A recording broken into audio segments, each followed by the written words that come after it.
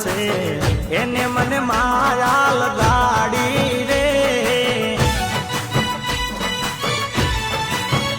હે good morning guys, કેમ છો બધા? મજામાં ને?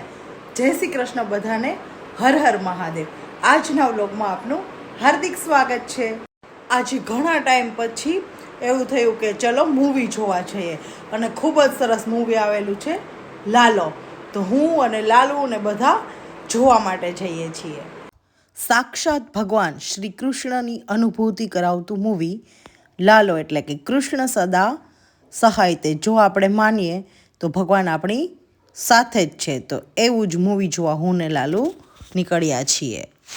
લાલો મૂવી જોઈ અને એમાંથી મને ખૂબ જ સુંદર 4 શીખ મળી. પહેલી, આર્થિક સંકળામણ આવે તો દારૂ કે ખોટા રસ્તે કોઈને પણ ન જવું જોઈએ. બીજું, સંઘર્ષના સમયમાં પત્નીએ પણ પતિને સાથ આપવો જોઈએ, નહીતર એ ખોટા રસ્તે જતો રહે છે. ત્રીજી શીખ, તમારા ખરાબ કર્મો માટે જવાબદાર તમે જ છો. ઈશ્વર માત્ર માર્ગ બતાવે છે, તેમાંથી બહાર આવવા તમારે જ સત્કર્મ કરી, મહેનત કરી બહાર આવવું પડશે. અને ચોથું, ઈશ્વર તમારા દિલમાં જ છે. તમે જે કરશો, સારું કે ખરાબ, એ તમને જોતો રહે છે. અને હા, એ પણ શીખવા જેવું છે કે જે કર્મમાં લખાયું હોય ને તે તો ભોગવવું જ પડે. મનપસંદ બધું જ મળે છે, પણ યોગ્ય સમય આવે ત્યારે જ મળે છે. આપણે નિરાશ થઈએ ને તો આ મૂવીની એક વાત યાદ રાખવાની કે શું ખબર ભગવાન પણ આપણી છેલ્લી કોશિશની રાહમાં બેઠા હોય. છેલ્લે સુધી કોશિશ કરતા રહેવાની, એટલે સફળતા તો આપણને મળવાની જ છે. જ્યારે આપણું મન મૂંઝાય અને કંઈ ના સૂઝે ને, ત્યારે એવું વિચારી લેવાનું કે જે મારો ઠાકર કરે ને એ બધું ઠીક જ હોય છે, બધું જ સારું થઈ જશે.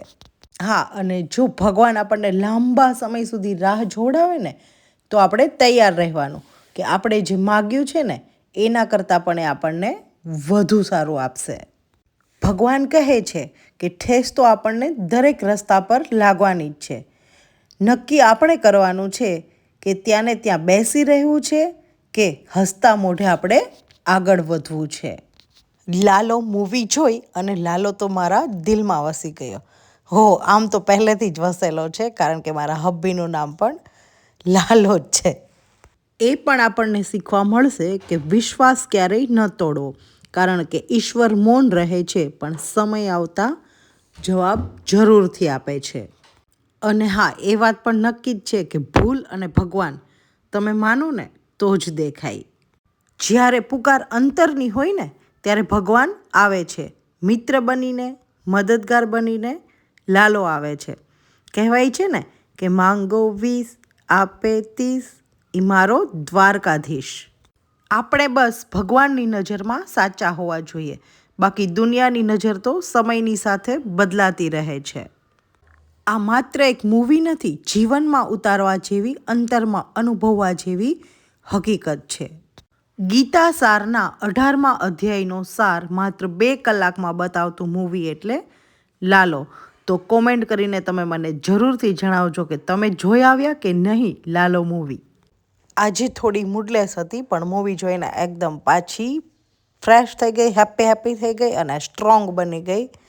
અને અમે લોકો આવી ગયા છીએ આઈસ્ક્રીમ ખાવા. કોણ મારી જેવું છે જે શિયાળામાં પણ આઈસ્ક્રીમ ખાતું હોય? અને પછી મસ્ત મજાની સેન્ડવિચ પણ ખાઈ લીધી.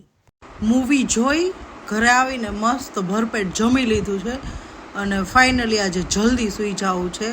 તો બધાને good night, sweet dream, take care and જય શ્રી કૃષ્ણ. તો આવા જ મારા નવા વ્લોગ જોવા માટે મારી ચેનલને લાઈક કરો, શેર કરો એન્ડ સબસ્ક્રાઈબ કરો.